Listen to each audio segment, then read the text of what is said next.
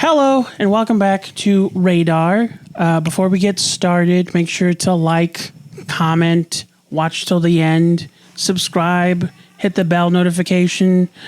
If you want to support us social media wise, we're at Reydar Pod on all platforms. If you want to support us financially, you can check out our Patreon. There's a lot of great tiers. There's a donation tier at $2 and then bonus content $5. And we're introducing a new concept for small businesses. We're doing a sponsor tier for $1 for 1 month. You get an ad for that whole month on both Reydar and It's a Spectrum. So be sure to check out all that fun stuff. We have merch.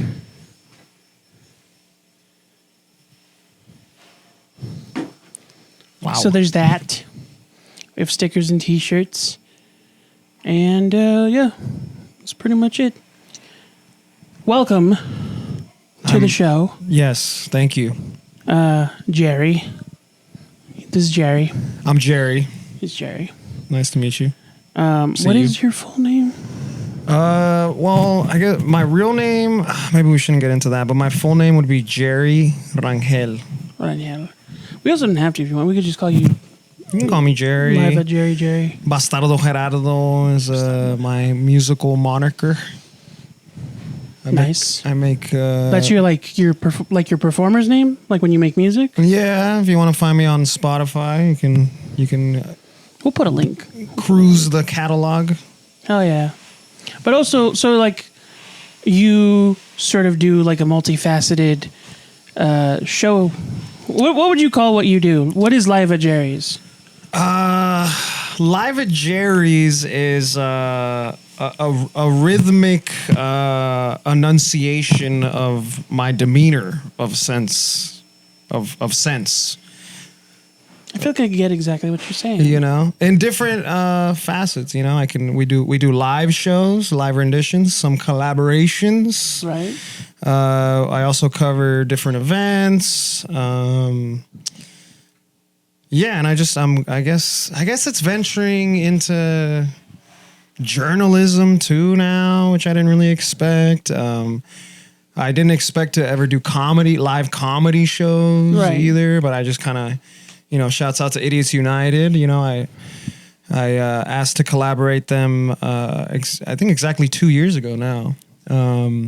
And just said, hey, I'm not a comic, I'm not a stand-up comedian, but I try to make people laugh. What if I interview all the comedians on your lineup after their set? Yeah. And it'll be like a collab. So, and yeah, we just never stopped.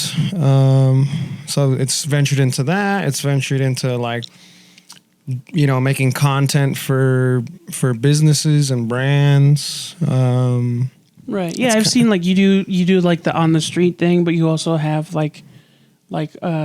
on site private interviews.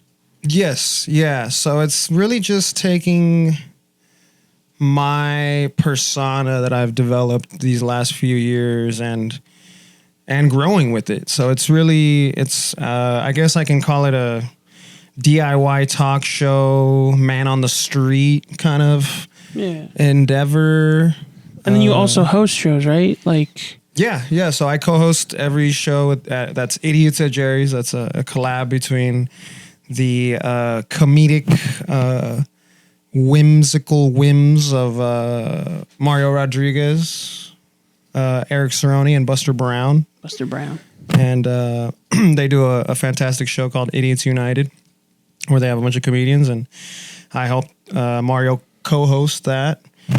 And I've done a few shows with Edgar Fernandez. We did.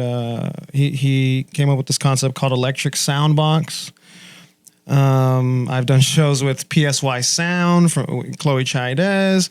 So I really, I'm fairly new to all this game. I didn't go to school for any of this, so I'm learning how to essentially coordinate events and be a producer and have a rudimentary idea of freaking stage setup and sound and just how to have fun, dumb conversations with people. Oh, yeah. And cool people that I know, I suppose. Yeah, I feel like there's a lot of similarities in our shows. Mm-hmm. because that's definitely something that I was striving for with this new show. It's a little bit more like I feel like yours is a bit more explorative, where mine is more showcasey. Like the way you were explaining it, you're looking for what's interesting, like actively, like you're showing up, seeing what you can pull from what's there. You know, going to like your show is you going to other shows, and you know, seeing what you can, collaborating with different people. I just for me, it's really about the connection too. You know, I also do. For about a year now, I've been covering Super Chief Gallery, Los Angeles. They hired me to cover their openings. So that's kind of where I've gone into this like Huell Hauser role. Do you know who that guy is? I'm terrible with associating names and faces. I know that I've heard it before. Hell yeah. I'd have to see the face. Well, he did like PBS, like he's a SoCal legend. He's visited like mom and pops and landmarks in Southern California. And he'd be like, hey, I'm Huell Hauser and we're here and we're going to have a bun cake. And who am I here with? You know, and right. Am I thinking of the right person? Didn't you meet that guy? No, I meant Nardwar, actually. That's who I confused. I did an interview with Nardwar. Yeah. But his is like, boom, we're here with Pharrell, and I know everything about the man, and I might be an FBI secret agent, you know? That's hilarious. Because he knows so much. He does. See, again, these are all dudes that, like, I guess I'm doing what they do, but in my own way, which is just showing up and making a fool of myself, you know? Sometimes that's the way you got to be. Yeah. I love it. Yeah, that's what I was saying. It's like, I feel like where this is different but similar is like I'm starting from a place where these are things I'm interested in. And that's how I seek connection, is by sharing what I'm interested in and finding those who are also interested, I guess. Fuck yeah. Yeah. I think this is like how my path has to go because of my autism. You know what I mean? I can't know what other people are thinking. It's hard for me to gauge that. Yeah. It's hard for anyone, but especially when you're autistic. Right. Your tism leads you. Yeah. So all I can do is present what I like, and then whoever shows up for it shows up for it. I think that stuff like this is very interesting. I think that it's reminiscent of an era that a lot of these communities started from, you know, in the like early 1900s, late 1800s, of like vaudevillian travel shows and variety shows. Right. Like, this is the new era of that, so to speak. Mm-hmm. Entertainment. Yeah. Raw, live entertainment. I guess theater was already a thing, right? I guess maybe more like theater. There's this thing that I feel like went away as things became mainstream, that's kind of resurfacing in how people just want to experience the world again, of like folk entertainment. You know, like before comedians, before stationary like Broadway and playhouses, there was just traveling theater. And it was often considered folk entertainment. Like, you know, that's where wrestling started. That's where comedy started. That's where music concerts started. Mimery. Yeah. It's just people on wagons going to where people, you know, finding who wants to hear them and then they speak. Or don't. Have you seen La Strada? Have you seen that movie La Strada by Federico Fellini? No, it's one of those things. There's so many things on my queues. Yeah, I get that. It's also like it's just I'm a bit of a movie nerd, so I've been getting into this guy Federico Fellini, and he has a lot of themes like that. He uses a lot of circus and mimes and tragedy, and you know, it tells a very beautiful way of telling stories with those kind of themes in his art pieces. Yeah, I'm down for it. I definitely want to check that out. I do need to watch it. Yeah. People keep recommending it. You're like the fifth, a bigger number than one. Yeah, man. So many people want to see La Strada, dude. Forget Nosferatu. La Strada is where it's at. I was kind of disappointed with Nosferatu because you saw it. Yeah, it. I mean, there's definitely things to like about it. But I don't know how it very much differs from the original, which is not really a compliment if you know the history about the original. The original was like one of the first movies of that, of the movie era. Yeah, a motion picture, right? It was a silent movie. And it's also like the movie as it exists today is a completely edited, like recut piece of like accumulation of scraps because so many versions of the original were lost. Right. So to try to recreate that movie without knowing what the rest of the context is, I feel like is a fool's errand, so to speak. Yeah, I also heard this one was a lot hornier than the last one. Yeah. And I don't get why I people... don't want to ruin it for anybody. I actually haven't even seen the new one. I've only seen what you said, the bits and scraps that's been compiled and reproduced of what's left of the 1920s, right? Was it 1920? Yeah, I want to say it was like... Something like that, or 1919? It was like literally like the first years that film was a thing. Yeah. There was an interesting movie. I forget who it's by. The only thing I remember is that Willem Dafoe plays Nosferatu. It was just weird, surreal, like dramatized biopic kind of a thing. It was about the making of Nosferatu. But in this concept, the actor playing Nosferatu is actually a vampire. And he's like killing the crew. And it's like part comedy, part drama. It's crazy. Whoa, when did that come out? This came out, I want to say like early 2000s, late 90s. Whoa, sounds meta. It's very meta, but it's a really cool concept. Yeah. Meta, not in the billionaire ran tyrannical sense, but in the other word for that. It is ironic that guy calls his stuff meta. Yeah, we're not even gonna mention his name. It's fucking one of the guys ruining the world. Yeah. That reminded me of that meme of like 2008.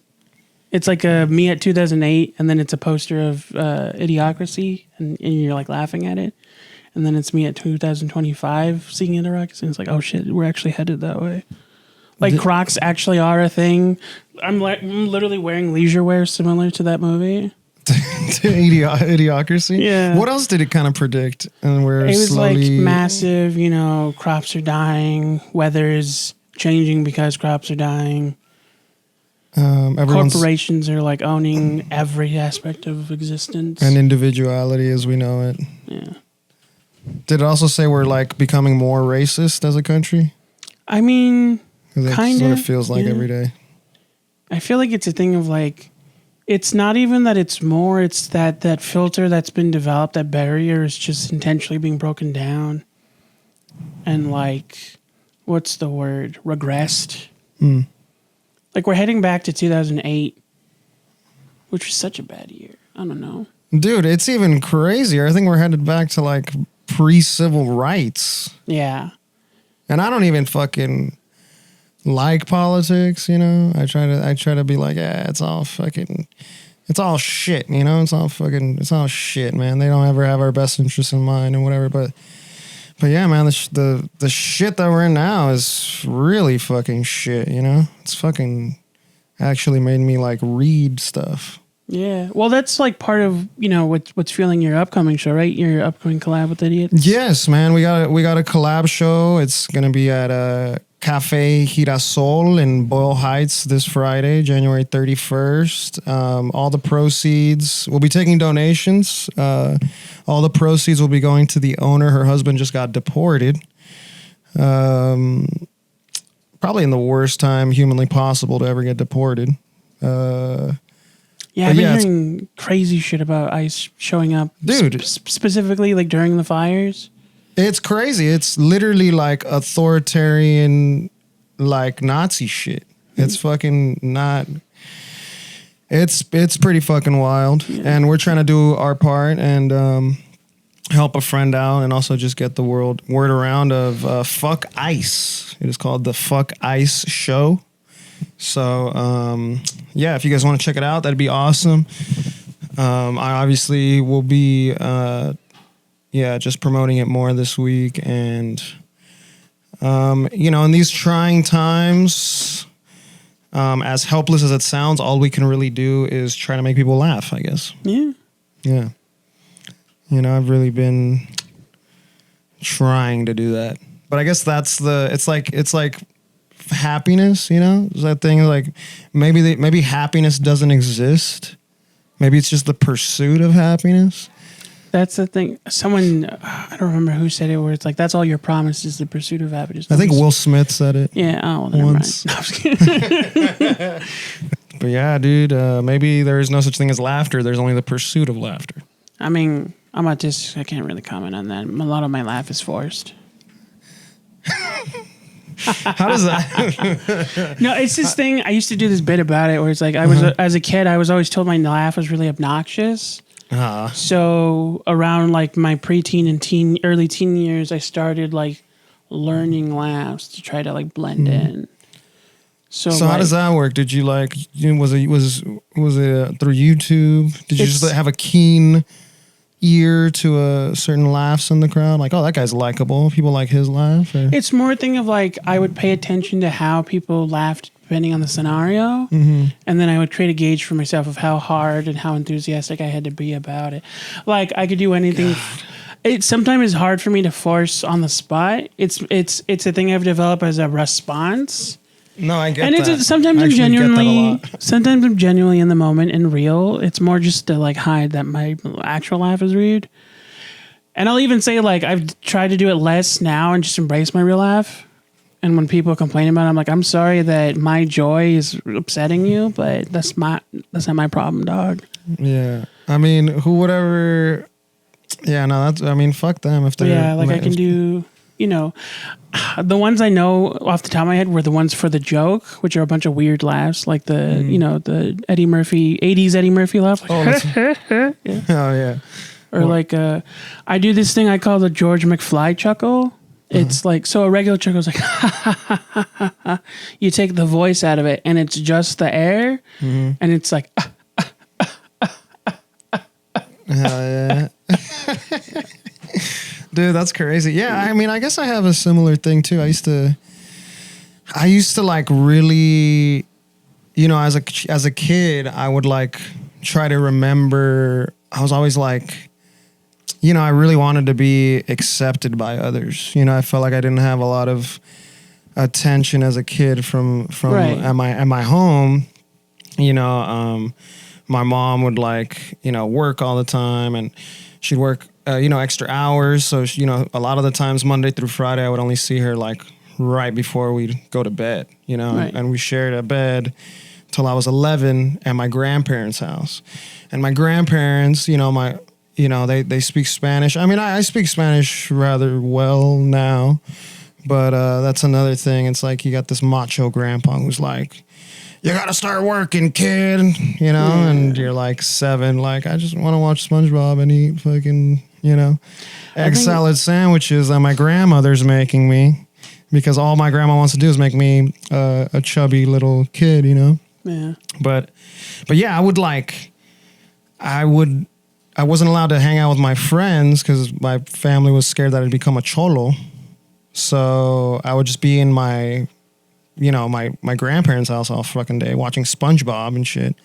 So and then shit that I wasn't probably supposed to watch as like a 10-year-old kid, like From Dusk Till Dawn and fucking Reservoir Dogs and Adult Swim shows and all this stuff. I mean, it's hard to gauge. I'm pretty sure most Latinos at least like watch Chucky by the time they're 3. Yeah, no, hell yeah. I used to love like scary movies as a kid. That was like the thing. I didn't realize until I was an adult like why I had such an affinity for horror movies, and it's because that's all my dad watched when I was like 3. Right, and they're like, he's fine. He's just a kid. He doesn't know what's going on, But because of that, I would always I'd be like, man, I gotta, when I went to school, I was like, oh shit, this is my time to shine. This is my time to fucking talk to everybody. Yeah, so I would really made this huge effort, to memorize bits and characters and that was literally all night. I would just try to memorize jokes from SpongeBob or by middle school, I was that. Have you ever seen From Dusk Till Dawn? Yeah. You know that part where Cheech Marin, he's like the guy at the fucking.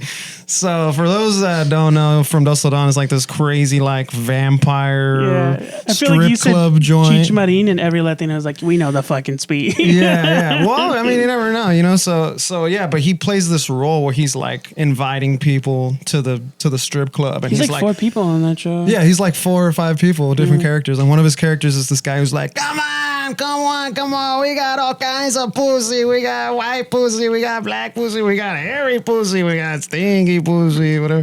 Dude, I memorized the whole thing. That's funny. I would say it at school. And like, yeah, that's how I would befriend people. I was the guy that knew that scene, like, you know. I did stuff. So I have echolalia. So that's a thing I developed without thinking about it. What is it? So echolalia is a phenomena it's associated with a few different disorders, but I have it because I'm autistic, where it's kind of like a mental tic. It's not the same as Tourette's, but it is a thing of like I'm not doing it on purpose. It's just a thing I do, where it's kind of like my brain thinks in memes. So like something happens and my brain shoots to the first reference I have to respond with it. Like, okay. It's hard to explain without an example. I'm trying to think of a really popular one. So like you're talking to somebody. Meep, meep. So somebody says car horn and you just go meep, meep? Sometimes, yeah. That's that was cool. A little forced though. Thanks, John. No, I'm just kidding. Sometimes it's noises. Sometimes it's like stuff I heard someone else say. Like one time, my friend Armando was talking really quickly, and he was like, "It's just business," and he said it like that. Mm-hmm. And so now, sometimes when someone mentions, like, whenever I'm in a professional meeting, I can't help but say business. It's like a bit. That's cool. Yeah, it's like small stuff, or like sometimes it's movie quotes. You know, like I feel like everyone has that thing where 2 friends like know a reference, so they quote it to each other. But I do that just like as a way of thinking. Mm-hmm. And so sometimes I'm genuinely responding with the association,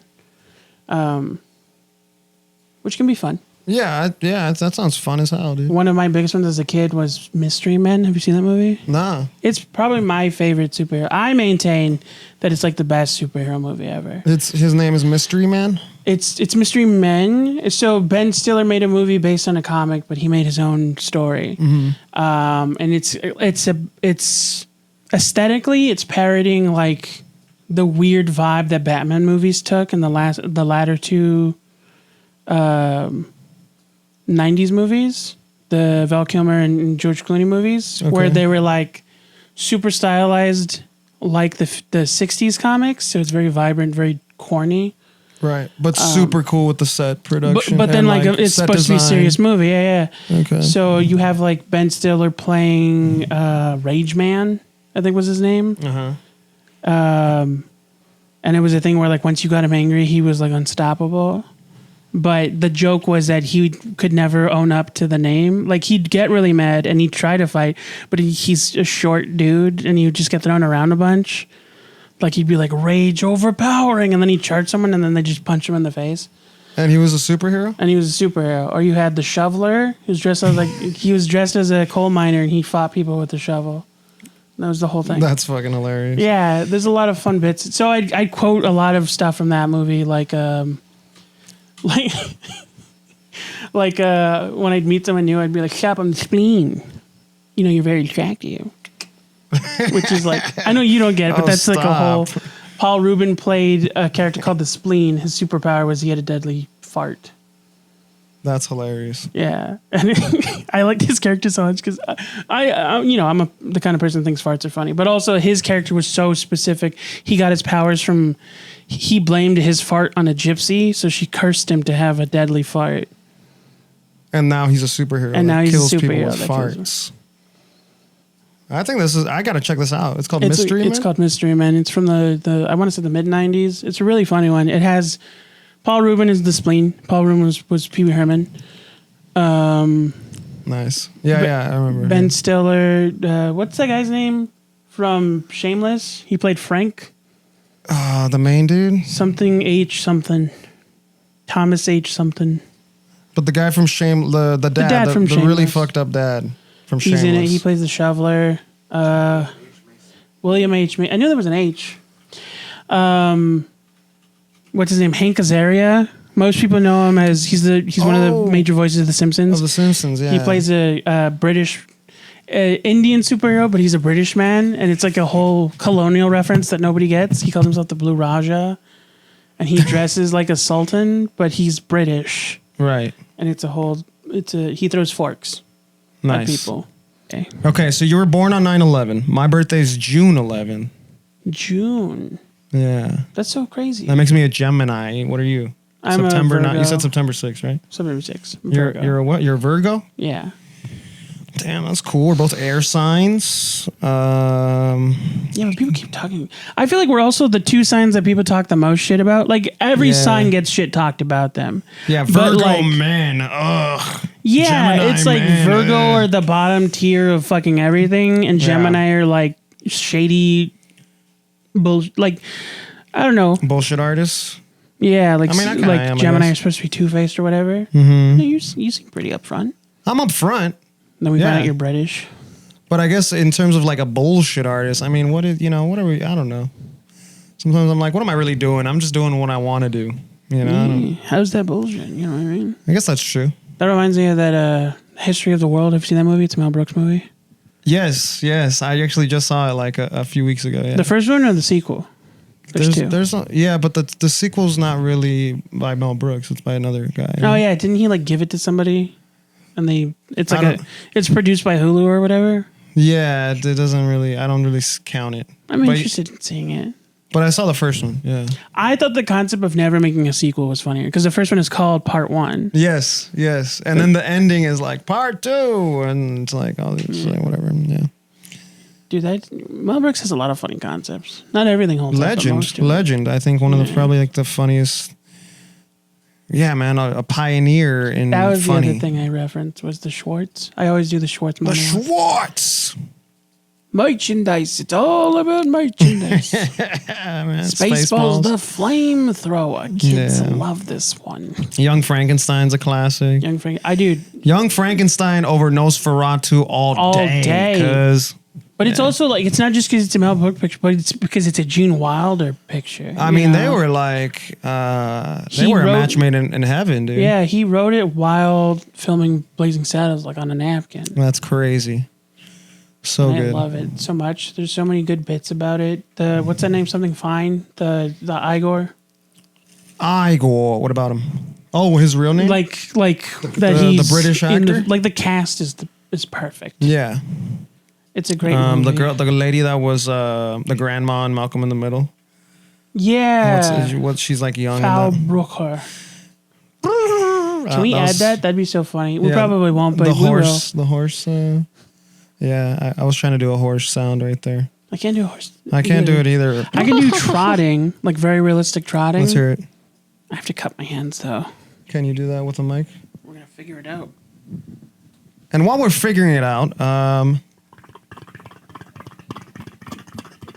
we'll figure out how that sounds. That sounded cool. Let's do an extra take in case it didn't work. Okay. Well, that didn't work. That didn't work, but we're trying. But we're trying. We're here. We're trying. We're 30. We're air signs. Hey. Man, 30 feels weird. I'm running into young people that have never heard of Ed, Edd and Eddy. Yeah, man. We're old, bro. Isn't that crazy? It's insane. Yeah, we're a part of a whole different era, you know? Era. Everyone's into live streaming. I've been trying to test out live streaming on Twitch. It's so tedious. It's so hard to maintain live stream. I have ADHD though, so. But yeah, I think that's why like I'm glad that live shows and sort of like, the stuff we've been talking about is coming back in a way. Like there's stuff that's always been there, like one show, a legitimate like vaudevillian-esque variety show that I like promoting is Tomorrow Tonight with Ron Lynch. Do you know who Ron Lynch is? Nah, man, I don't think so. He's like a comedian and writer. The funny thing is like in the writing community, especially in the LA TV writing community, everybody fucking knows who Ron Lynch is. He has a cameo on so many shows. If you watch Bob's Burgers season 1, episode 1, he's the assistant. What do you call it? The assistant writer? No. He's in the episode. He's the assistant. Burger flipper? The assistant. Bob? Health inspector. Oh, nice. Sorry, I couldn't. 2 is better than 1 in the health inspection industry. And it's funny because his cameos are also always named Ron. So he's like, he doesn't even hide himself. He was on Adventure Time. Do you ever watch Adventure Time? Yeah, man. Adventure Time's a classic cartoon, too. He put that horny elephant, Miss Tree Trunks. Dang, yeah. He played her husband in the later seasons. Oh, that's funny. Miss Tree Trunks. Oh, that's so crazy. Thank you, Finn. Yeah, she always has like an old lady voice. As far as I can tell, like somebody just found that lady and she talks like that. So they're like, let's put her in something. Yeah, hell yeah. Have you ever thought about making a cartoon? I feel like you have all the mechanics. You know, as a kid, I was a super like cartoon animation history nerd. I felt now that all the actors like my age have kind of fallen behind on my knowledge of it. You said as a kid you did what? I was like an animation nerd. Like it was one of my hobbies and hyper focuses. Oh, like making animation? Like I could tell you, who was the current voice of any animation that was on TV. I could tell you like what they've done before, what you probably have heard them from, what their real name is.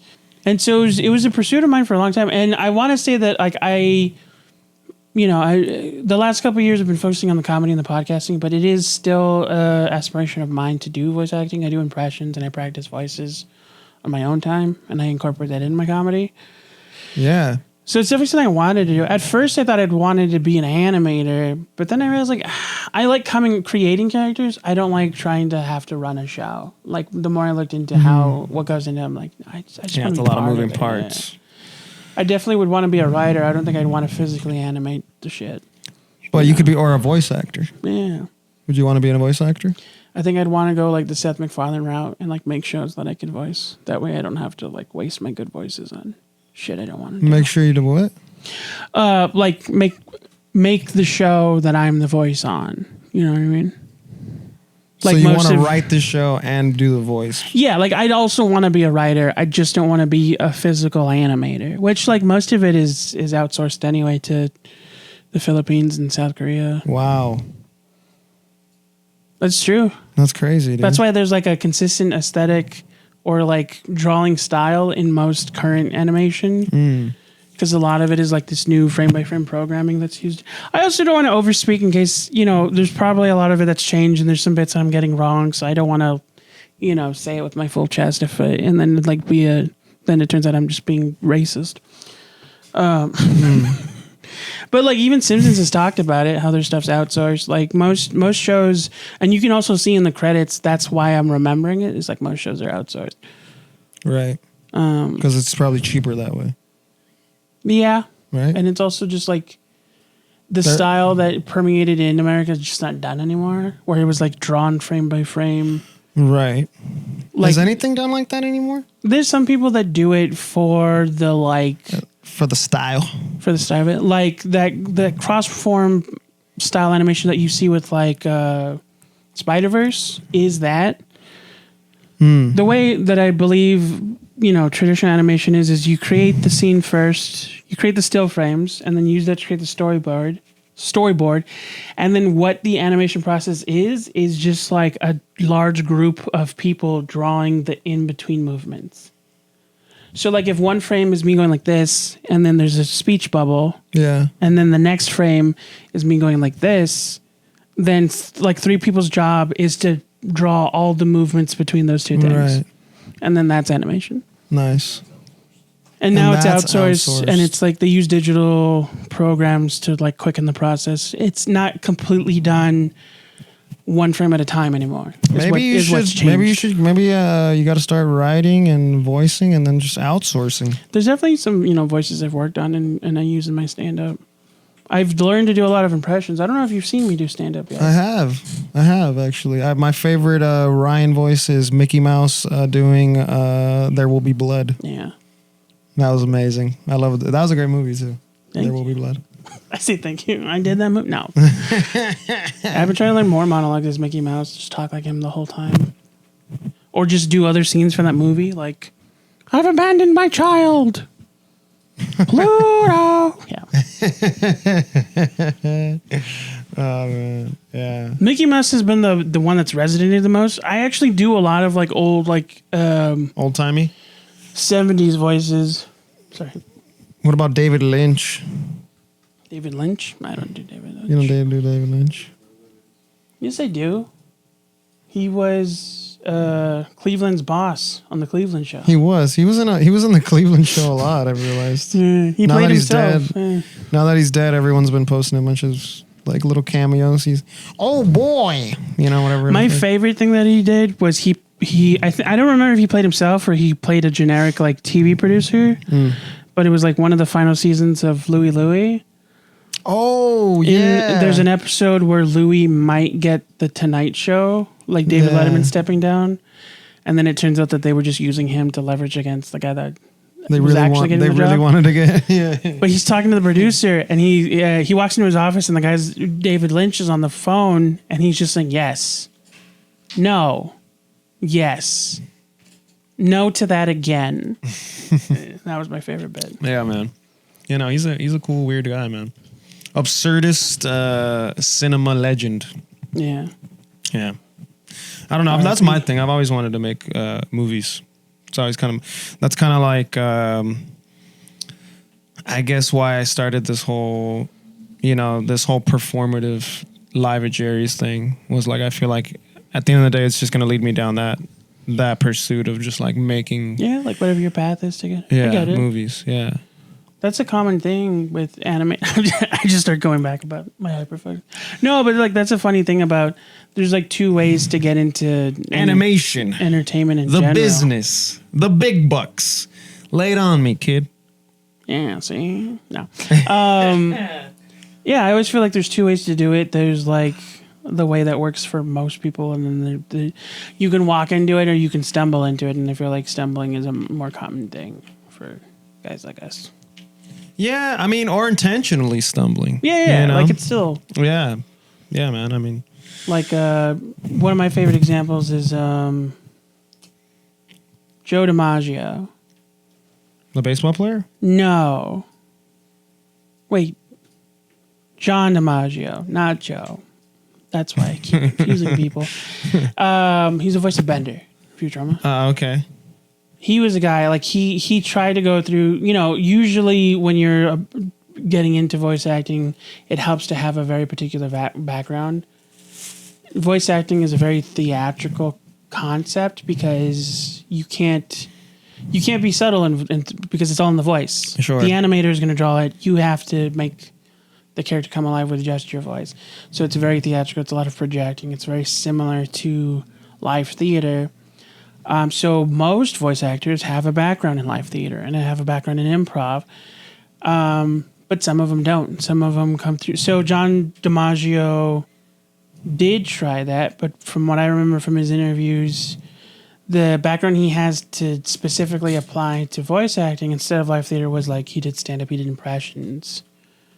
He did stand-up impressions? Yeah. Oh, damn. He did like cartoon impressions. He was a very like weird 90s comic. He was part of a group or a duo called Red Johnny and the Round Guy, which was funny because the round guy's supposed to be the fat. He was supposed to be the straight man, and the round guy was supposed to be like the fat funny one, but the round guy was like thinner than he was. Nice. Sorry, brain fart. It just means like I lost where I was going. That's What else? What else does a brain fart mean to you?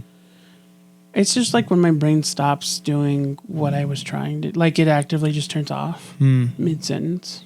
I feel like I do that a lot when I'm on my phone. I get that. It's like a series of brain farts. Yeah. I mean, scrolling upwards, just scrolling.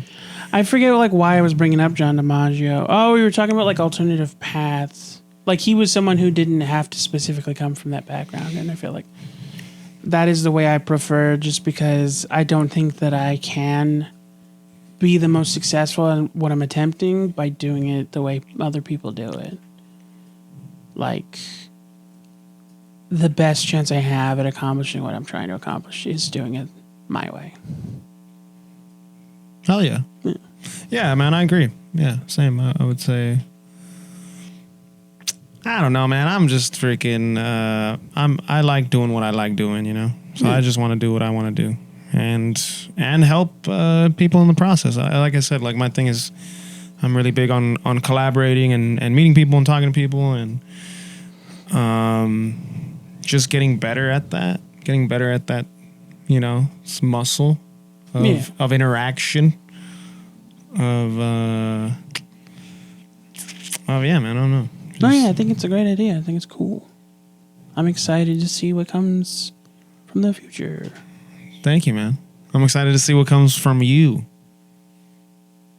Gross. I mean, is it really? It depends on how Josh edits it. Yeah, man. I mean, whatever. No. Yeah. So, to reiterate, people can follow you either live at Jerry's or Bastardo Gerardo. We're also live at Jerry's Twitch. We're trying that out now. Every Tuesday at 7. We're doing live shows with Idiots United, collaboratively as Idiots at Jerry's. Yeah, man. Follow us and subscribe on if YouTube. people can't make it out to the show tomorrow, what is there a link that they can at least donate to? Yes, I'll probably link. I'll give you the Patty's GoFundMe. We'll put it down. We'll put it down in the link And your Spotify. Yeah, man, and just and your Tinder. No, I'm just kidding. Entertain yourself while everything goes up in a metaphorical and I guess realistic flame. Yeah, but the planet keeps lighting itself on fire. That's what it feels like. Like that happened in Australia a while back, and people were just like, "That's Australia for you." Fucking crazy. Did you know there tornadoes catch fire? That started happening in America. Tornadoes? That didn't used to happen. Fire tornadoes. Yeah, so there's like gusts of wind, and like the drier the landscape gets, the more. So from what I understand, it's either a fire that happens to be cut up. Like if a tornado passes over a fire, it ignites quickly because it's full of lightable materials. Or the way I know it happens in the desert is it gets so hot that the sand melts into glass. And it's like a magnifying glass effect where light filters through the glass and then starts a brush fire. And then that sudden change in temperature develops into a wind current, which develops into a fire tornado. A fireball. Yeah. So yeah, man, be good to others while the fireballs commence. Yeah. It's so easy not to be an asshole. Sometimes. No. Just try. Yeah. And from us, we don't have an out. Bye. Goodbye.